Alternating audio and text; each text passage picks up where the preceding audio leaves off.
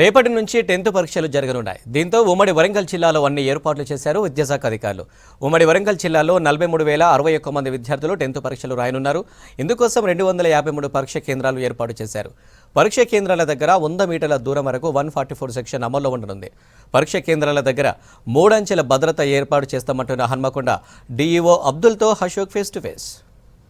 ఇప్పటి నుంచి జరిగే 10వ తరగతి పరీక్షలకు అధికార యంత్రాంగం అన్ని ఏర్పాట్లు చేస్తుంది. ఈసారి 3 అంచెల భద్రత నిర్వహిస్తుంది. ఈ 3 అంచెల భద్రత ఎందుకు ఏర్పాట్లు చేస్తుందో తెలుసుకునే ప్రయత్నం మనతో మాట్లాడడానికి హన్మకొండ జిల్లా విద్యాశాఖ అధికారి అబ్దుల్ హై ఉన్నారు.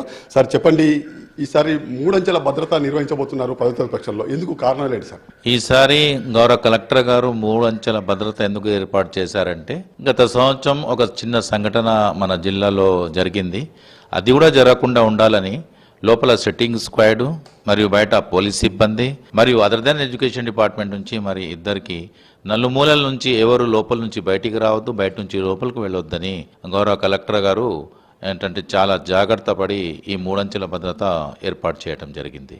ఎక్కడ ఇన్సిడెంట్లు జరిగింది, సమస్యతో సెంటర్లను ఎక్కడ గుర్తించారు? మనకు ఏంటంటే 8 సెంటర్లకు వనరబుల్ సెంటర్స్గా గుర్తించాము. అక్కడ సిపి గారు కూడా మనం చెప్పాము.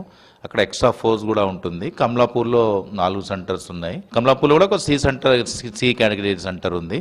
అక్కడ కూడా ఏంటంటే ఎక్స్ట్రా బందోబస్తు ఉంటుంది. ఎట్టి పరిస్థితుల్లో ఏంటంటే 9:30 తర్వాత పిల్లలు లోపల రాకుండా ఉండాలని ఆల్రెడీ ఆదేశాలు ఉన్నాయి. ఒకవేళ ఎవరైనా పిల్లవాడికి సైకిల్ పంక్చరో లేకుంటే ఆటో లేట్ అయిందో అని ఒకళ్ళిద్దరు వస్తే 9:35 వరకు వాళ్లకు అలౌ చేస్తామండి. 9:35 తర్వాత ఎవరికి అలౌ చేయము.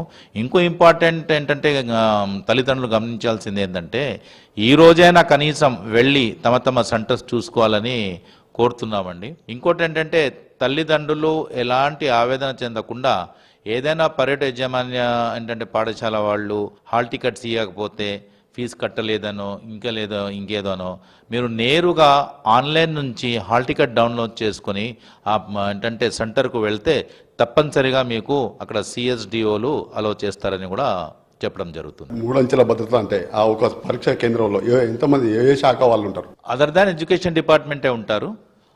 రెవెన్యూ నుంచి సెట్టింగ్ స్క్వాడ్స్ ఉన్నారు. దాని తర్వాత అగ్రికల్చర్ డిపార్ట్మెంట్ నుంచి, దాని తర్వాత వేరే శాఖల నుంచి ఇద్దరిని ఇచ్చారు. పోలీస్ శాఖ నుంచి 2 కంపల్సరీగా ఉంటారు. పోలీస్ శాఖ వాళ్ళు ఎవరు ఉంటారు సార్? ఒక సెంటర్ దగ్గర ఎంతమంది పోలీసులు పెట్టబోతున్నారు? కానిస్టేబుల్స్ ఉంటారు. 2 కానిస్టేబుల్స్ ఉంటారు.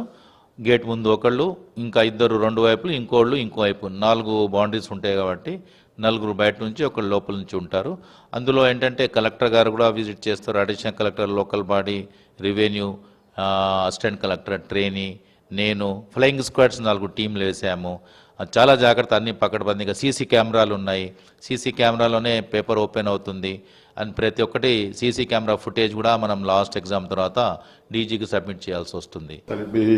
పోలీస్ వైర్లెస్ సెట్ కూడా ఉపయోగిస్తారని అంటారు. ఆ వైర్లెస్ సెట్ ఎందుకోసం? పోలీస్ వైర్లెస్ సెట్ ముఖ్యంగా ఏంటంటే ప్రతిరోజు మాకు కూడా director of government examinations director గారు, సెక్రటరీ గారు, గౌరవ ముఖ్యమంత్రి గారు కూడా ఆదేశాలు ఇస్తుంటారు. అది 8 నుంచి 8:15 వరకు పేపర్స్ తీసుకోవడానికి పోలీస్ స్టేషన్లో మా సిఎస్ డిఓస్ ఉంటారు కాబట్టి వాళ్ళకి ఇక్కడ నుంచి ఇన్స్ట్రక్షన్స్ ఇస్తామన్నమాట.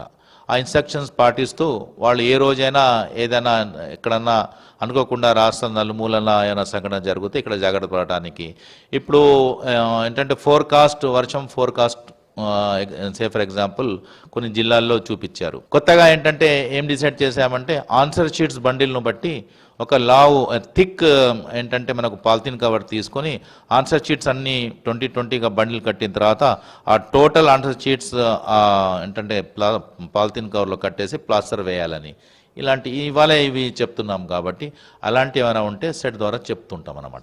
వరంగల్, హన్మకొండ, కాజీపేట ప్రాంతాలలో ఎక్కువ పరీక్ష కేంద్రాలు ఉన్నాయి.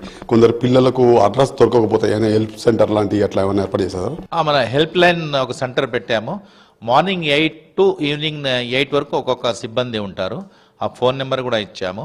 అక్కడ ఫోన్ చేసి తెలుసుకుంటే కూడా వాళ్లకు ఏంటంటే గైడ్ చేయడం. Thank you. పరిస్థితి మొత్తానికి విద్యార్థులు ఎవరూ ఆందోళన చెందాల్సిన అవసరం లేదు.